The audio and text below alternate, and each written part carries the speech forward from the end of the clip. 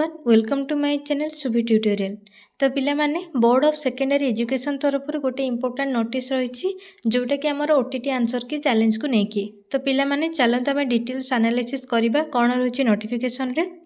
तो पिला माने आमर ओटीटी एग्जाम केबे हितला ना डिसेंबर 17 2025 रे पिला माने तार आंसर की वर्तमान अवेलेबल हेची वेबसाइट रे जोटा कि आपण माने जाके को वेबसाइट रे देख परिबे ना www.bscodisha। तो पिला माने नोटिफिकेशन टी रही the candidates are free to make online challenge on visiting the website www.bscodisha against the response given in the answer key on payment of Rs 500 for each response. तो पिला माने आपण माने आंसर की को देखिकी जदि कोनोसी रेस्पॉन्स को लेके चैलेंज करबा को चाहउचंती देन आपण ईच रेस्पॉन्स पई केते फाइन देबे ना 500 रुपीस। नेक्स्ट कहला they can upload authentic document in support of their challenges. तो पिला माने जो डॉक्यूमेंट सपोर्टेड नौथुबो आपण माने से डॉक्यूमेंट को अपलोड करिवे।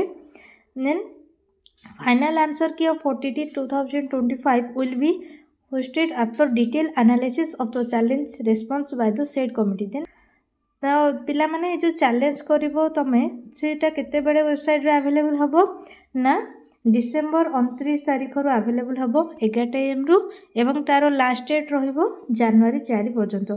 तो पिला माने जो माने भी चैलेंज करिया पे चाहउचंती देन आपण माने डिसेंबर 29 रु जनवरी 4 भितर ही आपण माने चैलेंज करि परिबे। तो पिला माने जो आपण माने देबे 500 रुपी तो सेटा केवल ऑनलाइन मोड माध्यम रे ही रिसीव हबो माकी आपण माने जदि ईमेल करूचंदी किबा पोस्टल डिस्पैच करूचंदी किबा पर्सनल डिलीवरी करूचंदी ताले ताको सेटा एक्सेप्टेबल हेबो ना। तो पिला माने जदि चैलेंजटा कोन हुए एक्सेप्टेड हुए देन आपण मानकर सेविंग बैंक को कोन हे जिवो ना रिफंड हेबो एवं जदि भी एक्सेप्टेड न होची देन आपण मानकर पेमेंटटा रिफंड हेबो नाही।